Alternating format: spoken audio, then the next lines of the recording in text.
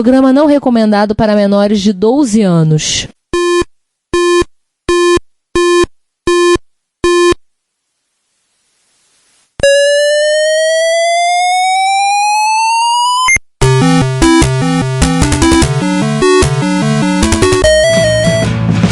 We bought it to help with your homework.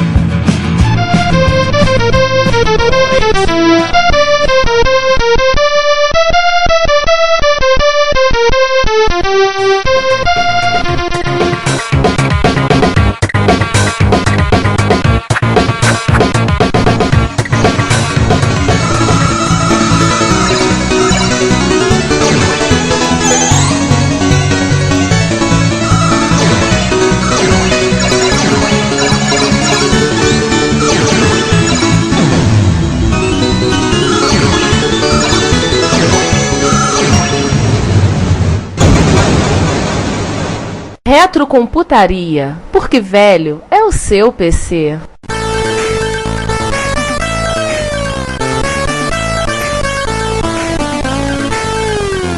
Então, assim, modelos. Podemos do 64 tem 4 modelos. Tem o portátil também, que não é nem tão portátil assim, né? Na verdade são 6. Então, Commodore 64, Commodore 64C, Commodore 64G, Commodore 64GS, o SX64 e o Educator 64. É verdade, tem um GS e o Educator. Foi também como PET 4064. Então vamos lá, Commodore 64, caixa de pão, padrão, aquele tonzinho, aquele plástico cor café com leite, que todo mundo conhece, e que a Commodore of America 2 anos atrás faliu tentando vender gabinete de PC naquele formato. Durante um tempão eu não tive muita vontade de ter Commodore, justamente porque eu não gostava desse formato. Eu olhava para eles, porra, deve ser desconfortável pra caramba de digitar. Aí me deu na telha de comprar um VIC-20. Não, eu estava completamente enganado. É confortável de se digitar nele, por incrível que pareça. Do teclado do 64? Não, do VIC-20. Do VIC-20? É o mesmo teclado do 64, cara. É extremamente confortável. O teclado é muito bom, muito ágil. Aqueles hit switch deles são muito responsivos. O meu desagrado não era do teclado, era do formato caixa de pão. Eu achava alto demais, que a mão ia ficar desconfortável, etc. Não fica não. Não, fica não. Mas aí eles abandonaram a caixa de pão, né? E fizeram um Commodore 64C, que é um micro com cara de qualquer outro micro que tem aí, com nada de distintivo, né? Abandonaram primeiro, depois eles voltaram. A tecla deles são claras, ele é um bege mais claro, tem algumas mudanças internas nele, ele lembra vagamente o Commodore 128. E por sua vez lembra vagamente o Amiga. Pois é. Aí tem o Commodore 64G, que é uma volta às origens, pelo menos na cara. Só que mais clarinho. Mais clarinho. O mesmo bege, aquele begezinho que merece de vez em quando. Merece um Retrobrite. É o pingado, né? É um pingado, é só um pingado. Merece um Retrobrite, não ao nível standard de Retrobrite, claro, mas um Retrobrite suave. Esse foi fabricado até a falência da Commodore em 1994. Como ele foi vendido primeiro na Alemanha, lembrar que a Commodore tinha um mercado muito forte na Alemanha, na Europa em geral, mas na Alemanha tinha um mercado muito forte. Ele é conhecido como o pessoal alguns chamam como Commodore 64 Germany. Além dele, tem o Commodore 64 GS Game System, que nós falamos dele lá atrás no episódio 14. Micros que viraram videogames. Sim, foi a tentativa de entrar no mercado de videogames e não deu certo. Era o Zemix da Commodore.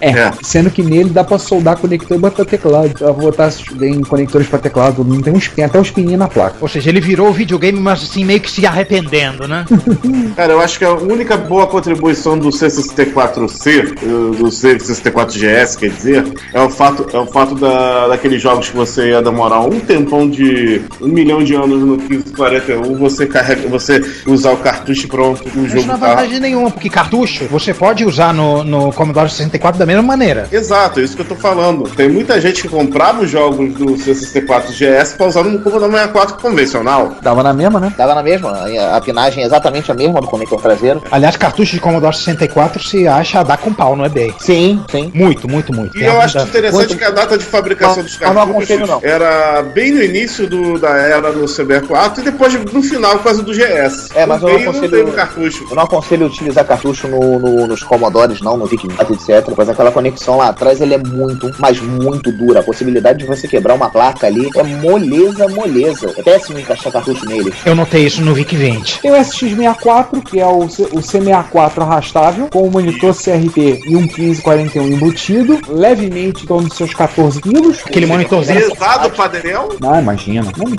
Aquele monitor pequenininho, que você tem que apertar os olhos pra olhar. Apesar dele ser colorido. O que era bem interessante, isso aí eu achava bem interessante ele ser colorido. É. E por último, o contrário disso, que é o Education 64, ou PET 4064, comando 64 com monitor monocromático para o mercado educacional, ou seja, um 4 numa carcaça de Commodore PET. ou seja, era a tentativa da Commodore de brigar pelo mercado educacional americano. na verdade, né? Ou o estoque encalhado de gabinete de baixa. O que acontecia? Na época, o PET foi muito popular de escola, mas tinha escola que já estava no momento de trocar o computador, porque o PET já estava muito velho, e essas escolas, para evitar que elas comprassem Apple II, a Commodore lançou do Educator 64 para tentar, né, garantir o upgrade desse mercado. Foi um enorme sucesso, não funcionou, mas o gabinete é bonitinho. Eu gosto do gabinete do PET, eu gosto. Eu vou assumir, eu gosto muito do formato do gabinete PET.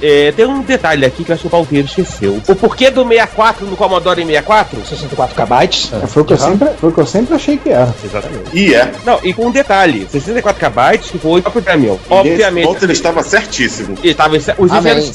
Os engenheiros disseram, mas seu Jack, a RAM é cara pra burro. Calma, o preço da RAM vai baixar. E não deu outra. Ele não respondeu assim tão gentil, não. Acho que ele... Mas enfim, né? Esse aqui é um podcast de família, né?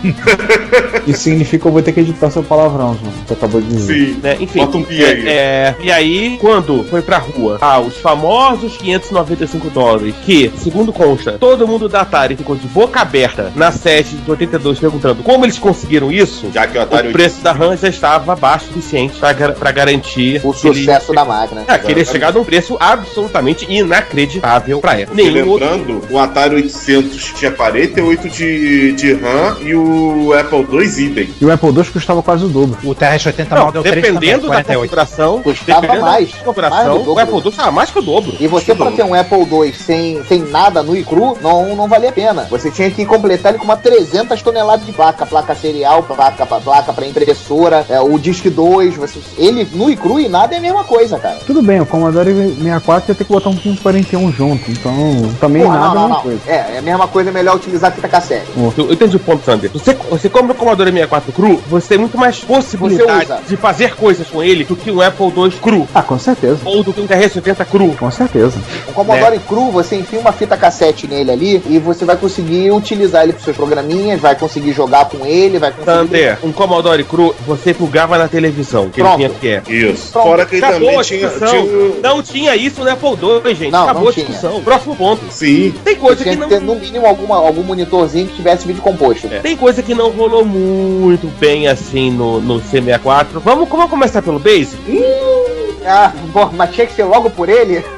Né? Vamos começar pelo Basic? Deixa eu só lembrar uma coisa, João, Loki. Eu sabia que tu ia lembrar disso, pode falar. Experiências com Basic do Commodore SAD. Uma coisa eu achei muito estranha. Uma linha com 30 pouco pra fazer um bloco. Exatamente. O Basic do Commodore 64 é um Basiczinho muito fedorento, muito xixelento. Por quê? Muito Ele cheio. pegou o Basic do PET, fez uma versão 2.0 e colocou. O que aconteceu? Recursos gráficos, recursos sonoros, ou você colocava uma extensão do Basic, que era um produto vendido à parte, ou pela Commodore ou por outras empresas, ou então você tinha que se virar na base do código de máquina e no POC. E uma coisa que eu achava assim muito engraçado, toda listagem que eu vi de Commodore 64, que o POC é dado em decimal. Eu tô sempre acostumado a ver POC no MSX de comercial H e tá em hexa. Não, o POC era 64.573,215. Sei lá, por exemplo. Eu sempre achei isso muito estranho. A história do PLOC, pra quem não lembra, foi um encontro que a gente fez na casa do João. Ele pegou um código, 2 linhas bem grandes, programinha Basic, 2 linhas, mas tinha vários POCs, e o João colocou e vamos lá, vai arrancar um som do Cindy. Vamos ver. E foi exatamente o que vocês ouviram que saiu. PLOC. A frustração foi grande. De todos. Mas aí você tem que explicar o porquê, né?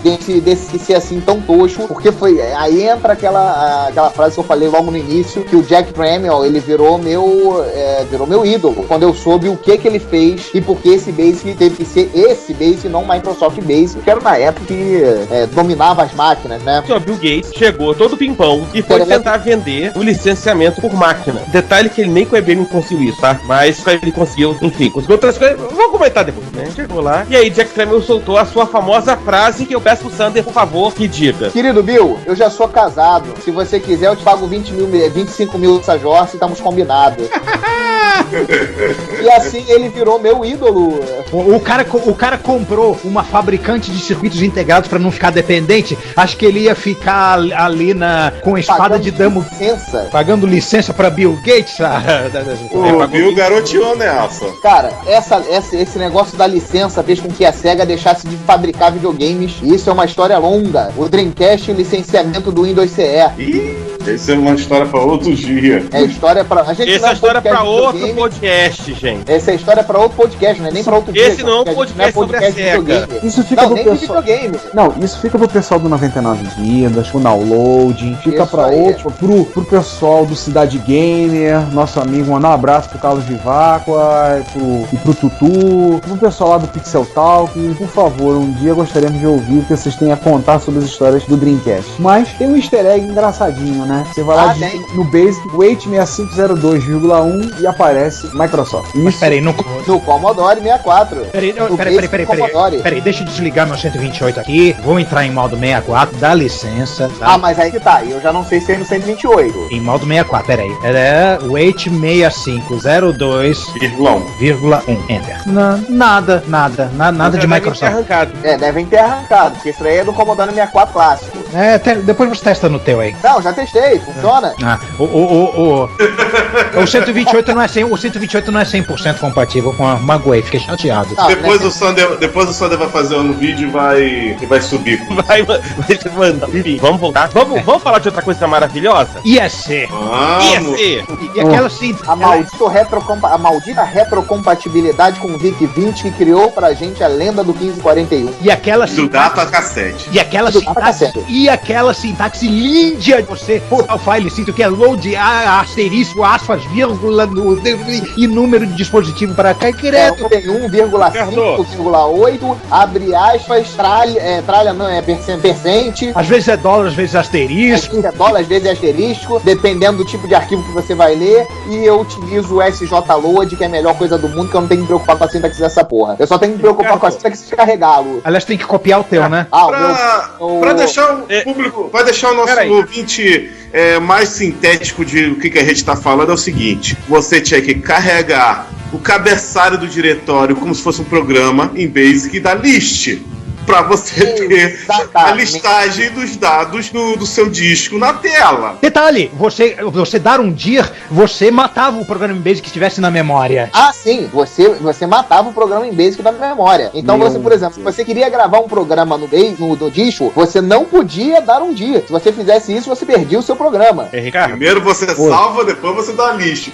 Mas eu não tenho espaço em disco. Dane-se. Se ferrou. Ouviu que você escapou? Ouviu do que você escapou, Ricardo? Pois é, né?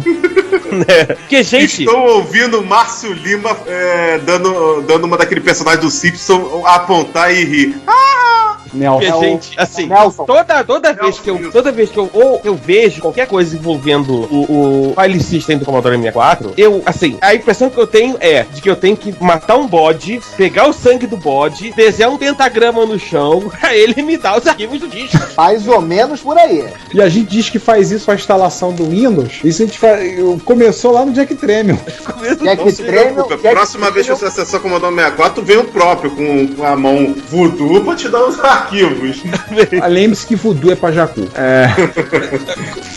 Meu Deus do céu, cara. Enfim, dava um episódio inteiro, quase um episódio inteiro, só da gente ficar falando das bizarrices do mundo ISC. Lembrando que a primeira versão do 1541 era VIC 1541. Por causa do VIC-20, né? Exatamente.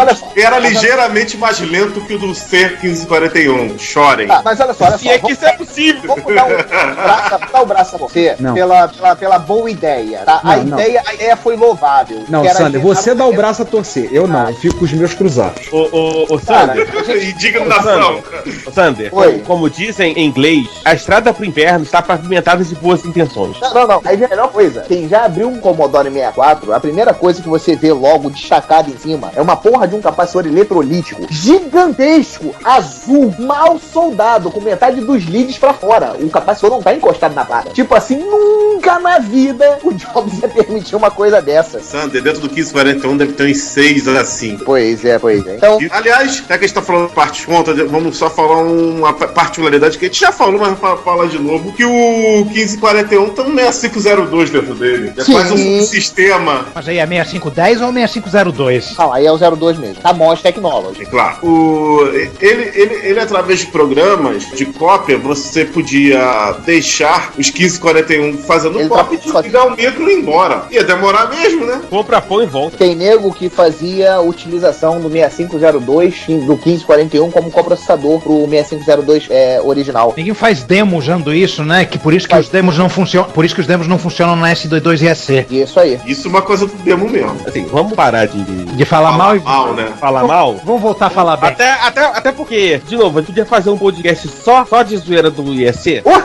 Ia dar uns 2 capítulos, no mínimo. É. Ainda teve a impressora que a Elgin, como é que é? Se inspirou, né? Uma tal de lei de 80, lei de 90. Que a impressora Se inspirou nesse protocolo, verdade. Eu vi uma igual, eu falei, caraca, eu não sabia que tinha lei de 80 pro Commodore 64. Aí o dono dela disse, eu não sabia que existia lei de 80. Nossa. Tem uma impressora no Brasil? Essa aqui tem.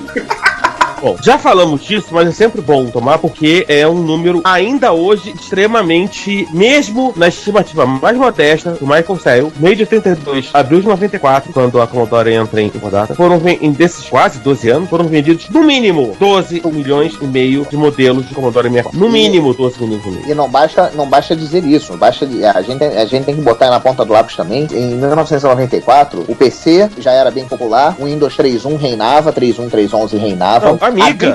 Amigas já existiam. Commodore queria vender Amiga. Exato. A própria Commodore já queria vender os Amigas, Uma que eram situação máquinas enésima vezes mais poderosas. Situação muito parecida com a da da Apple, né? Que queria vender Macintosh, mas o povo insistia que queria queria. comprar Apple II. Mesma coisa. Não, pasme, em 94 já existia Power Mac.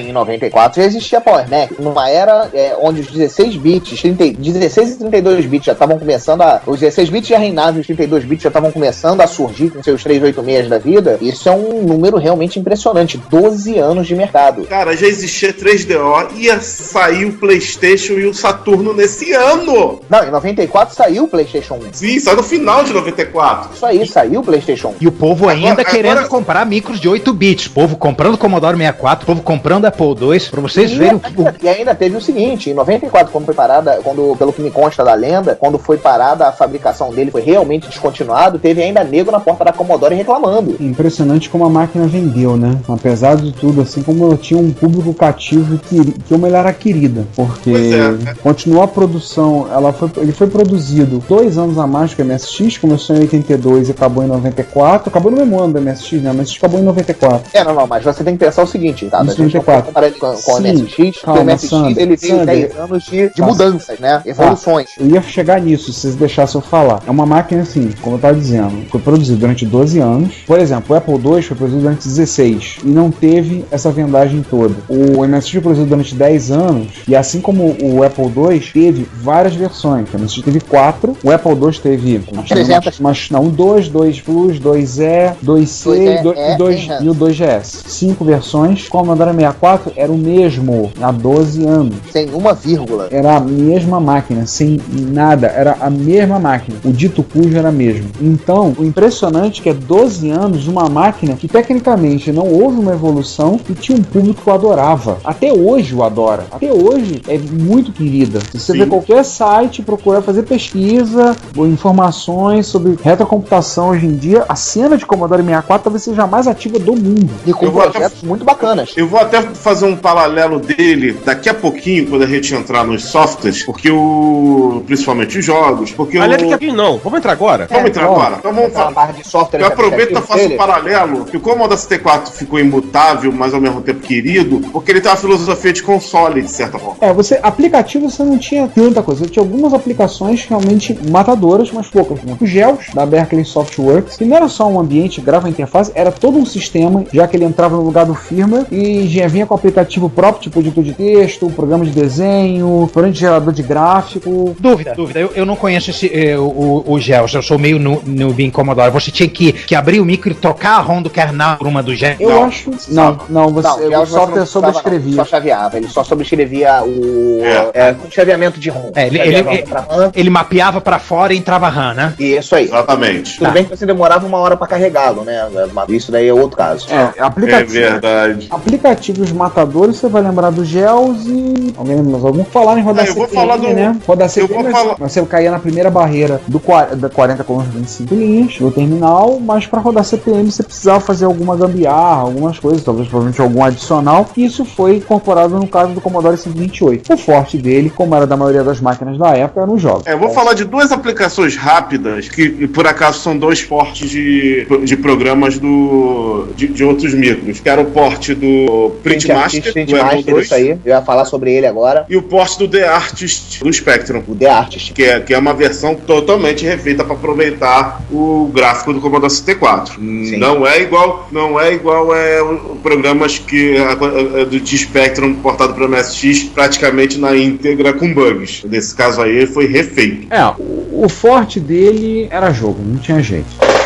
Como as máquinas da época, né? Já que eles pegaram o vácuo gerado pela crise dos videogames causada por Jack Tramiel, né? Da crise dos videogames e até a ascensão da Nintendo no final dos anos 80 e dos anos 90. Então, as máquinas que tinha pra rodar jogo eram os micros. Então, tinha muito jogo e vou dizer pra vocês, assim, muito jogo bacana. Aliás, eu vou até fazer como eu tava fazendo um paralelo, de que o Commodore 64 tinha, tanto em termos de arquitetura, quanto em termos de filosofia de console, eu diria que o Commodore 64, ele influenciou pesadamente o NES em termos de arquitetura. Apesar do NES ter suas diferenças para melhor, né, muita coisa parece similar. Tanto é que o NES teve muito porte. Faz sentido. O processador compatível. Sim. Fora as empresas que também trabalhavam com NES e as mesmas de Commodore 64, que a gente vai falar delas agora. EA, Pix e assim por diante. LucasArts, EA. LucasArts. EPX. Então vamos dar nome aos bois? Alguns jogos que a gente pode lembrar são marcantes. Isso. O Manic Mansion, da LucasArts, foi o primeiro adventure da LucasArts com interface, que dali veio a ideia dos com VM e outras coisas mais. Mas o Manic Mansion saiu para Commodore 64. Se eu não me engano, o Laser Switch Harry saiu e alguns jogos da Sierra, King's Quest, acho que o primeiro Space Quest também saiu. Sim, o primeiro Policy Quest também saiu. Todos os primeiras gerações da Sierra saíram por C64 e pasmem, a Lucas tentou fazer o Indiana Jones The Last Crusade pro 64, a versão Adventure, só que ela foi cancelada, só saiu a versão Action. Project Firestart da EA, um jogo de terror, um dos primeiros jogos de terror. Que, aliás, o Project Firestart, ele não só ele é considerado o pai dos jogos de terror, como ele é considerado o pai de uma franquia que existe hoje, que faz muito sucesso nos videogames atuais, a série Dead Space, que também, por acaso, é da EA também. O Project Firestart, ele é totalmente calcado no esquema Alien-like. Você tá numa estação espacial, você invadiu ela que deu merda, que lá estão fazendo um projeto genético e monstros começaram a tomar vida e matar geral. O jogo foi feito lá no final da vida do Commodore 64 na América, ou seja, de 87 para 88. Muita gente questionou, não podia fazer ele para Amiga, para Atari ST, para PC. E os desenvolvedores bateram um pé para o jogo sair no 64. 4 discos frente e verso. Nossa! É o maior jogo do Commodore 64, um dos mais sensacionais. Ele tinha trilha sonora espetacular que modificava em relação ao mod do jogo, do tipo suspense, a parte de ação. A movimentação lembrava muito o flashback, muito antes de existir o flashback. Confiram aí no YouTube que o jogo é sensacional e tem muitas cutscenes estilo estilo dos jogos de videogame, do próprio flashback. Ele é como se fosse meio flashback, por causa que tu atirava, meio Príncipe da Pérsia. Fantástico jogo. O jogo é uma pérola do Commodore 64. Eu tive a oportunidade de jogar ele na época, terminá-lo. O jogo é muito bacana e deu origem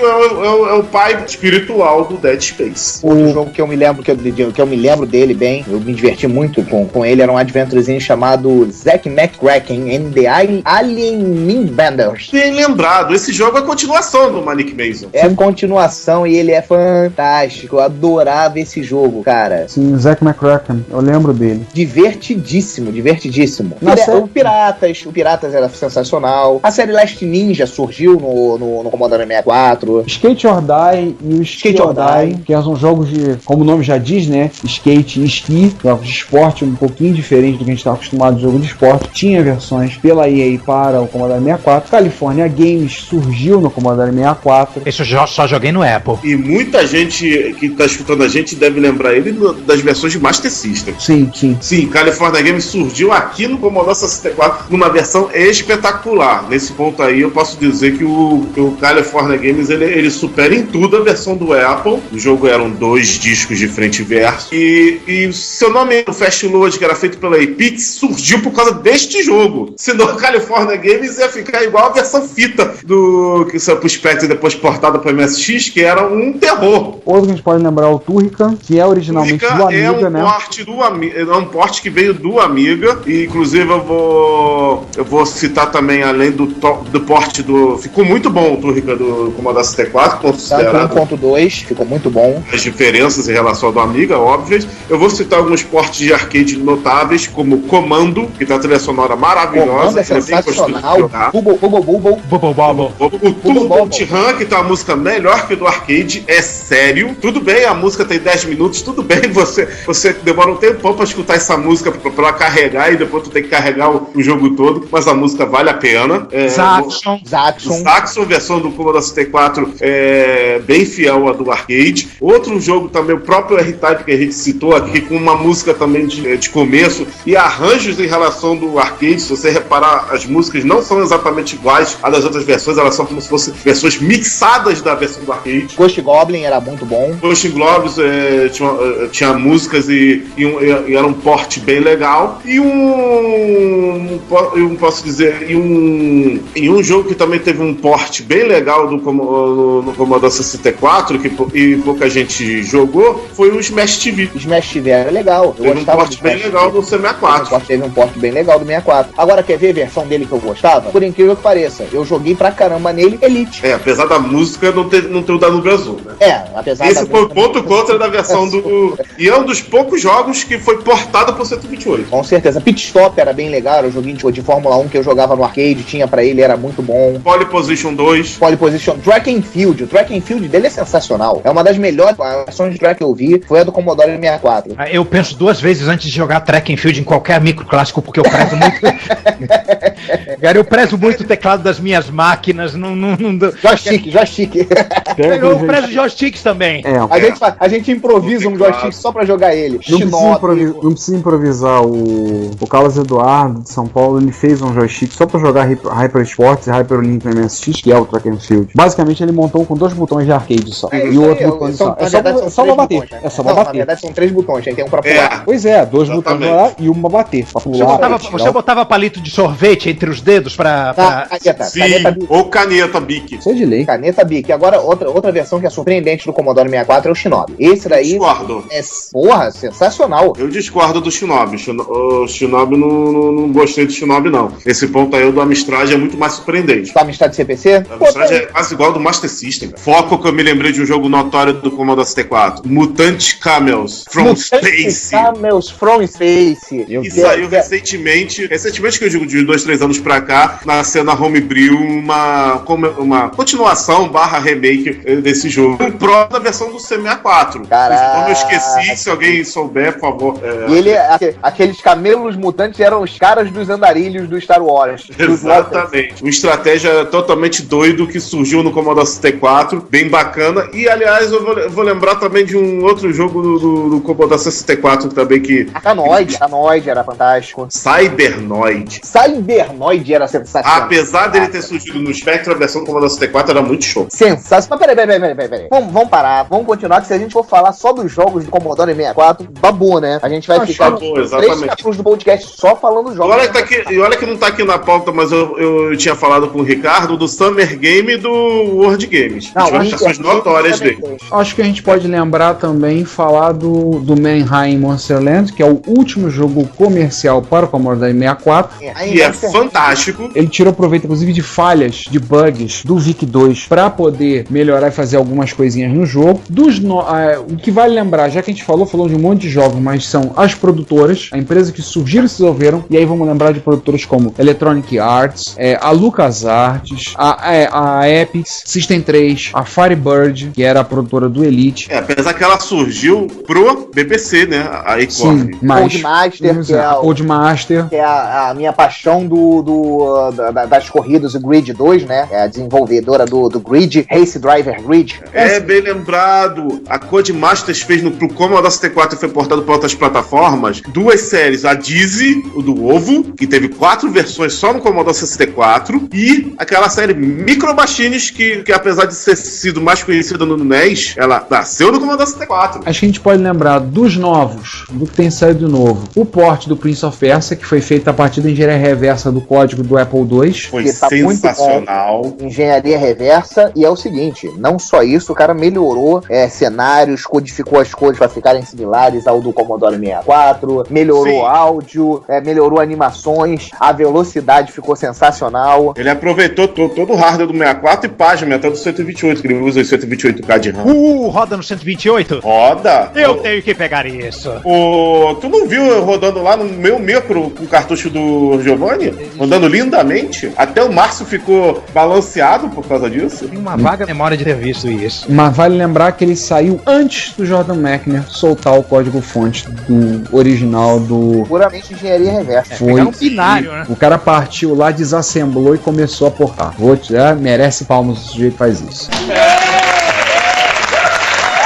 Um jogo que eu não sei por que o Giovanni esqueceu, o Canabout, é do Commodore 64. Canabout? Sim, o Canabout. Aliás, é muito na onda hoje em dia, quem tem... Se você for olhar a cena de jogos para dispositivos móveis, eu vejo muita gente com um celular jogando esses joguinhos no estilo Canabout. Só que em 3D, aquela perspectiva, vai pulando. Mas no esquema Canabout. Eu vejo muito comum. Ô, Ricardo, na cena indie de consoles e do PC, tem muito jogo com cara e som de Commodore 64. Muito mesmo. Então sim, eu tô dizendo que assim, é muito comum o esquema do Canabout. Eu tenho visto muito comum. E vou falar uma coisa, uma menção honrosa de um jogo moderno é que no GTA, o Vice City, o começo, a abertura é o cara digitando no Commodore 64, a tela do Basic dele. Nossa, impressionante.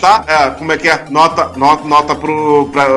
pra botar no site, botar o vídeo da abertura do GTA com o Commodore 64. GTA Vice City. Então assim, se a gente for acompanhar a cena do Commodore 64, você vai ver que tá sempre surgindo coisa nova. Como eu falei, talvez de todas as cenas, seja mundialmente a mais ativa. Mundialmente a mais ativa é a cena do Commodore 64. Tá sempre saindo alguma coisa nova em jogo, tá aparecendo. Em termos de...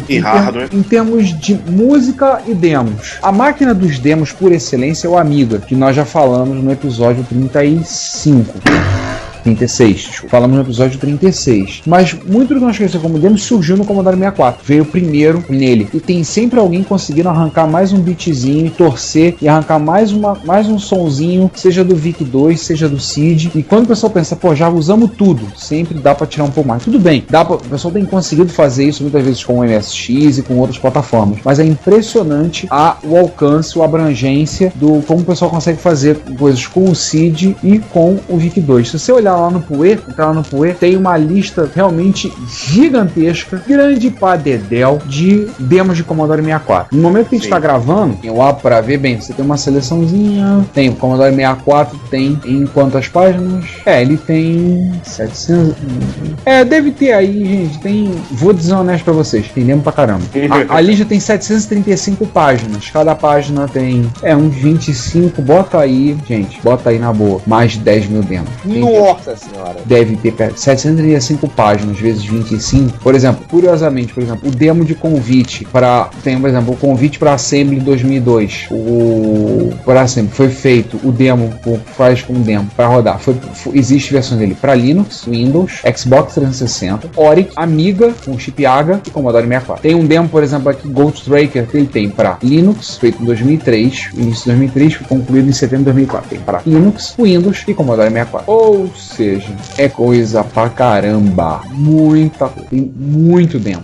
Posso dar uma impressão de usuário da época, porque teve um clipe em especial que mexia com meus neurônios. Um clipe não, um demo, desculpa. Que mexia com meus neurônios, não, com meus hormônios.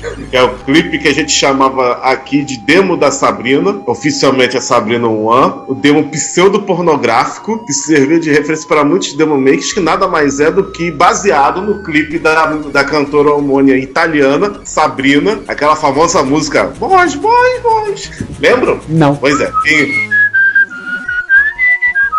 Esse mesmo. Eu lembro. Peguei aqui no E YouTube. que a gente se impressionava não só pela Sabrina, é claro, como o fato do Commodore 64 naquela época botar uma música cantada, totalmente digitalizada. Acho que daí a gente pode seguir, né? Um round 3 da Tremel versus Commodore, né? Não, Vamos pra antes briga. disso, um pequeno detalhe, um pé de página, um outro sucesso menos conhecido do Commodore 64 é a popularização do modem. O Commodore 64 teve o famoso VIC Modem, É verdade. e entre outras coisas, quando a Commodore lançou o VIC Modem, ela fez acordos com diversos provedores de conteúdo, e um desses provedores de conteúdo era American Online. Quanto Computer Services, depois virou American Online. Uau! E muita gente comprou seu Commodore 64 com o seu modem para, por exemplo, ter acesso às bases online do Wall Street Journal, Dow Jones, essa coisa toda. Não é da mesma, mas ainda assim, para a época, o 64 foi extremamente importante na popularização do modem e na popularização, né, do serviço online. Sim, sim. E aí a gente volta a falar um pouco de Jack Tramiel com Jack Tramiel e suas desventuras, né? Jack Tramiel resolve, mais uma vez, queda de braço, Jack Tramiel versus Commodore. Na verdade, Jack Tramiel versus Irving Gould, né? E lembrando que o escândalo da Atlantic Acceptance, meio dos anos 60, a Commodore foi salva da falência por Irving Gould, que se tornou o acionista majoritário da empresa e se tornou o presidente do conselho de administração, né? O chairman of the board. E o Jack Tramiel continuava como presidente da empresa, CEO, executivo-chefe. Irving Gould pouco se preocupava com a Commodore. A única preocupação dele com a relação com a Commodore era provar ao Jack Tramiel que quem mandava era ele. Não, sério, o Irving Gould o negócio dele era curtir o dinheiro. Ele era mas além de ganhar o dinheiro dele, ele queria, a única coisa que ele queria era provar que o Jack tinha que responder a ele. Boa parte das eternas questões financeiras da Commodore sobre Jack Tramiel, do não ter dinheiro e do ter que ter soluções nativas, é porque Jack Tramiel ia a Irving Gould pedir dinheiro e a resposta era um sonoro não. Mas como o Jack Tramiel era teimoso, ele fazia de qualquer maneira. Ele fazia com que tinha na mão. Eles sempre brigavam o tempo todo, mas numa dessas brigas, houve um comportamento um pouco diferente. Normalmente, o que aconteceu? O Jack Tramiel brigava, falava alto, o Irving Gould ouvia e depois dizia lá o não e o que ele ia fazer. Só ouviu. O Jack Tramiel foi lá, deu os porrentos, pouco depois foi saído da Commodore. 13 de janeiro, deve sair em alguma das nossas efemérides. 13 de janeiro de 84, Jack Tramiel renuncia ao cargo de... Ele foi convidado a renunciar o cargo. Mas enfim. Um evento que completou 30 anos. Entre aspas, ao cargo de CEO da Commodore. Eu não lembro quem assume agora no lugar dele. E aí houve essa separação. E, pra quem não se lembra, Jack Tramiel se propõe a ficar um ano fora do mercado para desenvolver o computador dele. Mas em 6 meses ele acabou vindo que a Warner queria vender a Atari e comprou a Atari. E o resto é outro dia. Mas a vida na Commodore continuava, né? E a coisa tava feia na Commodore nessa época. Tava bem caótica. Não faz sentido. Vamos lá. Primeiro, até hoje, cada vez que eu olho pro 16 e pro Plus 4, eu não entendo o motivo deles existirem. Eu acho que nem a Commodore entende. Ainda mais que eles são posteriores ao 64. Não são compatíveis. E não são uma grande expansão em relação ao 64. Expansão? Tá de sacanagem. Ele é... O 16 era uma merrequinha, né? Era tipo o MC10 era pro Collor. Exatamente isso. O 116 eu até faz algum sentido, porque como era um teclado chiclete, etc e tal, era por causa ultra barato. Isso aí, ultra barato, eu entendo. Agora, o Plus 4, 64 tem um Commodore VIC-20 que eles pegaram e enfiaram 4 aplicativos lá dentro pra dizer que era uma máquina corporativa. Tá de brincadeira, né? E botaram 64K de RAM também. E botaram 64K de RAM. Só isso, nada demais. E é uma máquina feia demais. Agora a gente já completa a nossa cota de piadas. Adivinha quem pegou esse design feio? A pizzaria. Criou o TK-95. TK-95, clone do G6 Spectrum. O primeiro foi cópia cuspida e escarrada do G6 Spectrum. O segundo, eles olharam pro lado e viram: olha, que bonitinho esse Commodore Plus 4. Um teclado pior ainda, cuja membrana... Peraí, o TK-95 era teclado de tecla normal, existente. Não, senhor. Tinha uma membrana de teclado, dava membrana, e aquela membrana dava problema. A membrana embaixo. A membrana embaixo do teclado. Exatamente. O problema não é as teclas, o problema é a malha. É a malha. A malha naquela época já dava problema. Eu caí na besteira de 95,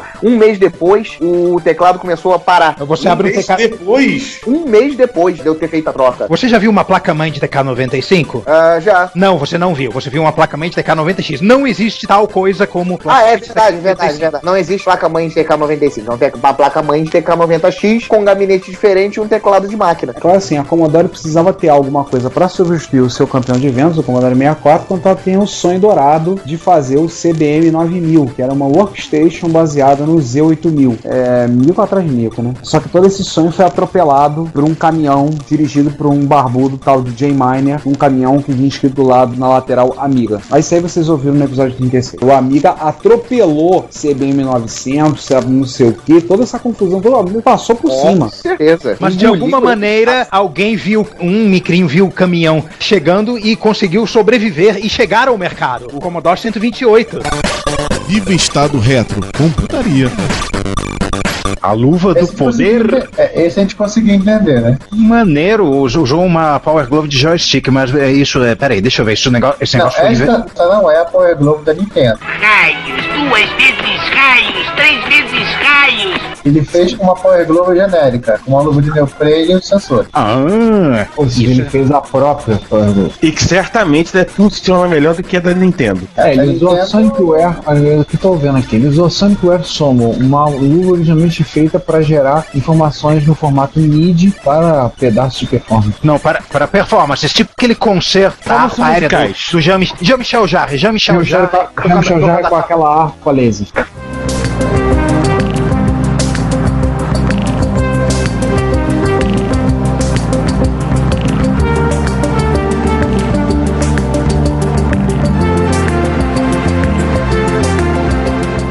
Isso aí. Isso. O Otto foi fazer uma brincadeira dessa também. Só que era uma bateria. O tal do John batia em parte do corpo dele, inclusive no boné, e fazia um som de bateria. Mas o cara botou muito mais coisa aqui, né? Ele pegou e ele reprogramou os chip de controle, o XB, para usar o barramento para enviar data em forma serial e ligou na porta do joystick, o circuitinho, inversor e ela mais legal. Ela funciona diferente da Power Glove original. Parênteses, XB é o quê? XB. É uma abelha do Charles Xavier. Não, na verdade, né, em vez de dizer o que é, vamos fazer a coisa que tá bonitinha. Vamos ler juntos. É um módulo de Wi-Fi. Isso. É um módulo de rádio, na verdade, né? Baseado em 802.15.4. É um módulo de rádio de baixa velocidade. Tá, ou seja, é o módulo de Wi-Fi, mas não é o padrão Wi-Fi. É um rádio para ele se comunicar com a luz. Não, no 802.15 não é Wi-Fi. 802.15 é a família que deu origem, inclusive, ao Bluetooth. E particularmente 802.15.4 e 3 é 802.15.4 é o padrão, faz o PHY, né, o Physical Layer físico, e o MAC para outros protocolos de PANS, tipo Bluetooth, Zigbee e etc e tal. Agora saquei. E código disponível no GitHub pra galera experimentar. Isso. É legal. E ele funciona diferente da Power Glove original da Nintendo. Porque a da Nintendo ela funciona muito parecida com o Emote do Wii. A Power Glove original, ela tinha um sensor que você acoplava na televisão, fazia a triangulação. Obviamente você não vai comparar a triangulação do Nintendo Wii, a tecnologia, com a tecnologia da triangulação final do começo dos anos 90 da Power Glove, né? Sim. Então, digamos que é um pouquinho menos preciso. Não era como nos vídeos de demonstração. Na verdade, tem um Vine na página do projeto que acaba sendo muito mais, sendo quase como um joystick propriamente dito, do que a Glove. Do que um monitor de um Motion Sense. Também para jogos de Commodore 64 é o Kia, né? Tem um botão só. Eu me imagino como é que ele aperta o botão, instala o dedo? E tem outro detalhe, o código que ele colocou no GitHub, desenho e tal, a princípio deve funcionar em qualquer micro clássico. Joystick padrão Atari. Joystick padrão Atari, o que significa que se alguém tiver testando sopa, pode fazer, por exemplo, para um Atari 2600, para MSX e por aí vai. Alô Tecnobytes, fabrique esta por favor. Dá pra e jogar por favor, Zorax, faça isso jogando Zorax. Com o braço. Jogar Zorax e cai o braço. Vocês gostam de sofrer mesmo. Eu tô imaginando, sabe o que eu tô imaginando? Daniel e Rogério Bellarmino fazendo dupla de Salamander, como eles fizeram lá em Cabo Frio, com Power Gloves e filmar a cena. Melhor do que jogar Zorax. Como diria minha mãe, vai ficar algumas. Vou parar de viajar, que senão isso aqui não acaba nunca. Isso aí. Vamos terminar a sessão Hackaday com coisas que não foram feitas para fazer aquilo, mas fez-se aquilo e ficou lindo demais. Isso. Por exemplo, pixels num display de 7 segmentos. Quer dizer, num 192 dígitos. 1, 2, 3, 5, 6, 7, 8, 9, 10, 11, 12, 13, 14, 15, 16 por 1, 2, 3, 4, 5, 6, 7, 8, 9, 10, 11, 12. 16 por 12. Pegou 16 por 12 displays daqueles de 7 segmentos de calculadora e com uma atribuição muito inteligente do que é para ser ligado, que é não ser, e para não ser ligado, fez uma simulação de pixels que ficou linda. Olha a foto da mão aí no artigo do Hackaday. Ele fez a própria lib dele. O cubo girando, que coisa louca. Não, e o que é mais legal, os 192 dígitos são ligados a 48 Arduinos. Os 48 Arduinos estão ligados em um Raspberry Pi. Isso, que faz o comando. Aí gera animação, joga 48 Arduinos jogam no display e aí gera animação. Cara, que sensacional. Estou dando play, estou ouvindo uma... Caraca, que maneiro. Eu reduzi o som pra continuar ouvindo vocês. Nossa. Impressionante, né? E vendo assim de longe é que fica mais espetacular, né? Porque o seu cérebro faz o resto. Verdade. O cérebro que é burro faz o resto. Que é extremamente inteligente no ato de ser burro. Eu não entendi o que ele falou. Vou fazer um anti-aliasing naquele troço ali. E numa distância razoável, a animação fica absolutamente perfeita. Você não consegue o cara ligou uma webcam. O cara ligou uma webcam. Caraca. Quer dizer, pro Unix, eu imagino que isso apareça como simplesmente mais um display com pixels, né? Não, se o cara estiver usando uma lib adaptada, é só ele pegar a imagem da webcam, converter para uma payzinha simples, um resize e jogar para o programa interpretar. Na verdade, o próprio Pen Framework vai fazer esse trabalho para você, né? Então você tem que mandar a imagem. Né? Isso, né? E como alguém disse nos comentários, agora só precisamos de um jogo de live para display de 7 segmentos. E aí você fica hipnotizado com aquilo para sempre e não sai mais de casa. Babei. Inclusive, tem discussões, poderia fazer mais simples, essa coisa toda, mas... E, na verdade isso não tem nada de retro, mas é tão espetacular que quebrou a barreira do off-top que a gente botou aqui no maior descaramento e quem é que vai dizer que não é? E quem reclamar, te manda o Belarmino lá pra conversar com a pessoa. Isso, armado do pacificador, lógico.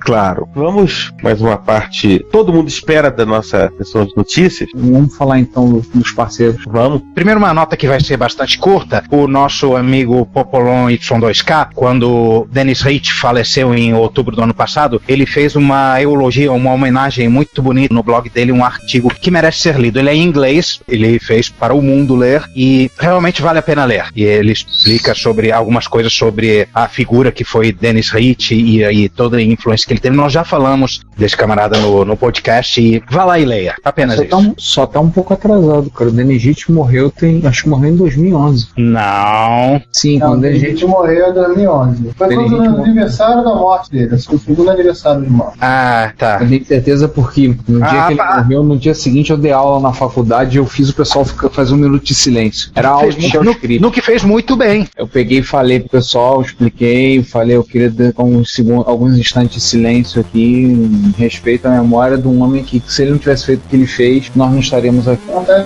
tendo aula hoje. Dennis Ritchie faleceu em 2011. Foi. Acho que foi no aniversário de morte, 2 anos, né? Segundo aniversário de morte. Isso é verdade. Olha, caramba, o Alzheimer tá brabo. Sabe com quem que eu confundi? Vocês não vão acreditar. Eu confundi com Douglas Engelbart. Esse já foi citado aqui, mas no começo, quando você não estava. Mas lembrar que o Ken Thompson ainda tá vivo. Antes que você mate mais alguém, Juan. Finisher. O Bill Gates é meio estranho, mas não sei se vai estar vivo até por mais alguns anos, não. Não, eu só estou atrasando a morte das pessoas, não estou adiantando. Eu trago a vida, não a morte. Beleza. Tá bom, Lanterna Branca, tá bom. Ai, não me fala desses arco-íris de lanternas, coisa idiota, odeio. Como este não é um podcast de Flame War sobre gibi de super-herói, vamos continuar pro próximo, no nosso próximo parceiro, que são parceiros, o Branco RP2000 e o Fábio Bellavenuto, que nos mostram em vídeo a implementação de um Spectrum em FPGA. 96 minutos de alegria. Depois que eles clonaram a URA do TK90X e 95, resolveram fazer o resto. Isso, clonaram o micro inteiro. Por que não? Vitor Truco comentou alguma coisa pra gente, que tem um dos projetos dele pra 2014 é investir nessa ideia de faça você mesmo seu Spectrum em FPGA. Ele ia estar treinando emulando ColecoVision, né? Sabe aquele Auditary? Ah, sim, o Auditary.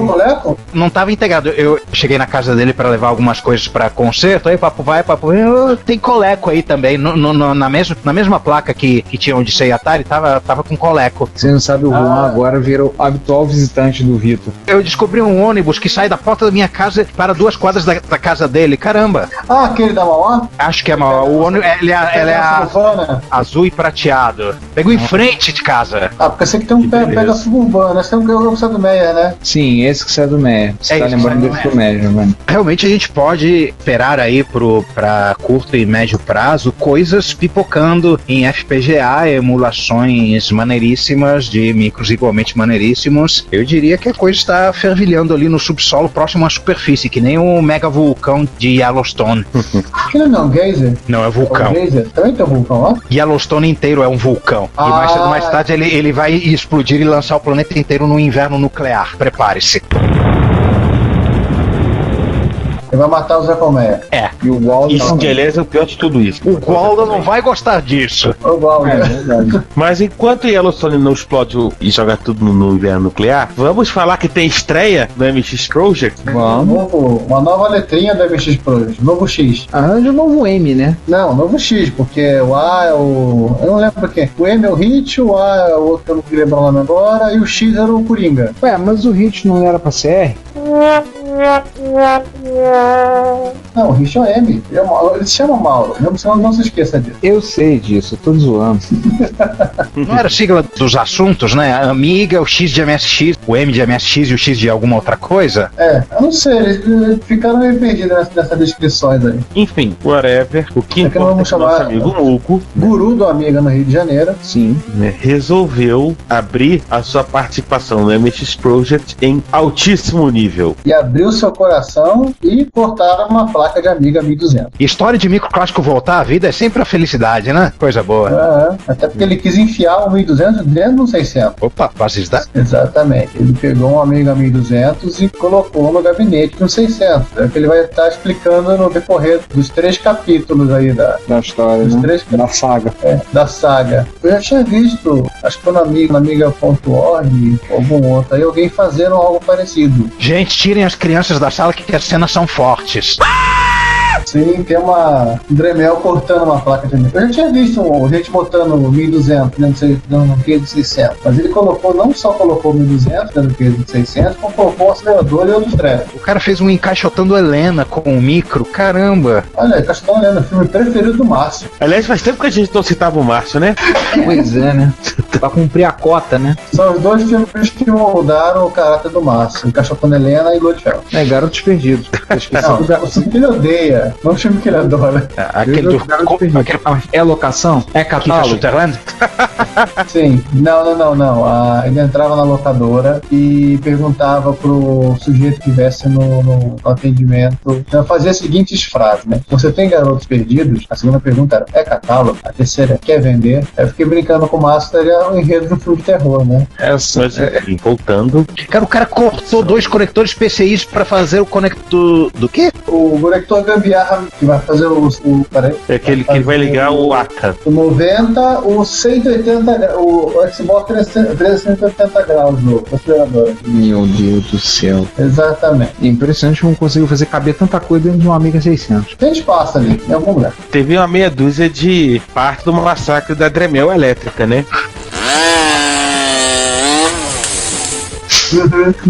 Sobraram uns pedaços da placa, tá certo. E vamos ser sinceros numa coisa: esse canto superior direito da placa do 1020 é só pro bicho fazer a largura do gabinete, porque não tem muita coisa lá. Basicamente é o conector do flop e um conector de joystick tá ali, já tá ligado num troço pendurado. A terceira parte, então, é quase uma... É um Frankenstein completo, só. Falta raios. É o Amiga 800. Se virem a placa do Amiga 1200, você vai ver que o conector de joystick, o último conector que tá mais à direita, ele tá quase que numa daughterboard. Literalmente esticaram as coisas pra fazer caber. E tudo isso porque o Kiss tinha que fechar. Tinha que fechar e ter aquela largura. Exatamente. Bom, agora a parte das notinhas. Cadê o Ricardo? Anota aí, faz aí pra gente a leitura das notas. Você estava escrevendo aí freneticamente enquanto a gente estava comentando do massacre da Dremel elétrica. Sim, passar o pessoal já datas de encontros de retrocomputação que teremos no ano de 2014. Lembrar que nós teremos, pelo menos eu posso falar pelas datas da MSX. Para quem teve lá no encontro que foi lá no Colégio Grambel, eu tive acertando algumas coisas com o Grambel, mas infelizmente devido a uma situação interna do colégio com o sindicato, provavelmente a gente não poderá fazer a MSX Rio e a Retro Rio lá. Mas eu já temos uma nova casa, que é o Sesc, no bairro de Madureira. Tive contato com o pessoal do Sesc Madureira e ficaram muito interessados, o espaço é muito bom, então já estamos com as datas fechadas para o Sesc Madureira. Vão ser nos dias 15 de fevereiro, sábado, 2 e 3 de maio, que aí será sexta e sábado, e no dia 18 de outubro, sábado. A Retro Rio, a princípio, também será no Sesc Madureira e estará marcada para a data do dia 16 de agosto. Adivinha só, um sábado. Pois é. Desculpa, não resistir. Há possibilidade de termos uma segunda Retro Rio em 2014, mas aí depende do pessoal que está mais à frente da Retro Rio, depende também de questões relacionadas ao Sesc, mas eu acredito que a gente vai dar tudo certo e no novo local, agora no Sesc Madureira, alguns podem fazer mimimi. Sesc Madureira é mais longe, sabe? Pega o trem e anda mais um pouquinho. A maioria das pessoas que vai lá vai de trem, então é só ficar mais um pouquinho no trem. Agora, todos os trens do ramal Deodoro tem ar-condicionado, então não tem desculpa. O espaço é muito bom, o espaço que a Patrícia, que é a está responsável pelo setor, nos foi oferecido um espaço muito bom, com direito a mesa, tomada, televisão, vamos usar, espaço palestra, e então a gente tem uma possibilidade de fazer um encontro muito interessante lá e um apoio muito grande pelo pessoal do Sesc. Então, a princípio são esses. Quando vocês ouvirem isso, já terá acontecido a volta dos encontros de MSX em São Paulo, e terá sido nos dias 1º e dia 2 de fevereiro, lá no Renegado Hacker Club, também conhecido como o barraco onde o Pac-Man se esconde.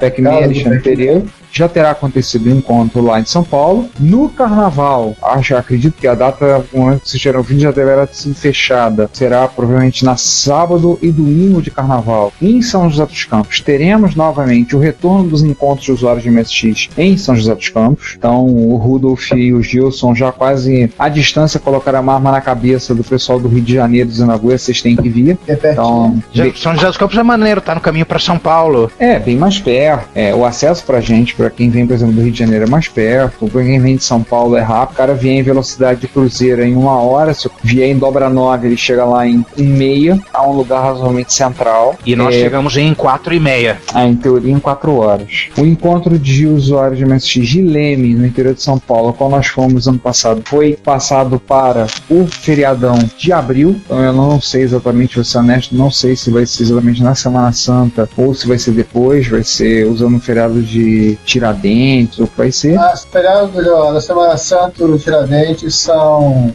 sequenciais.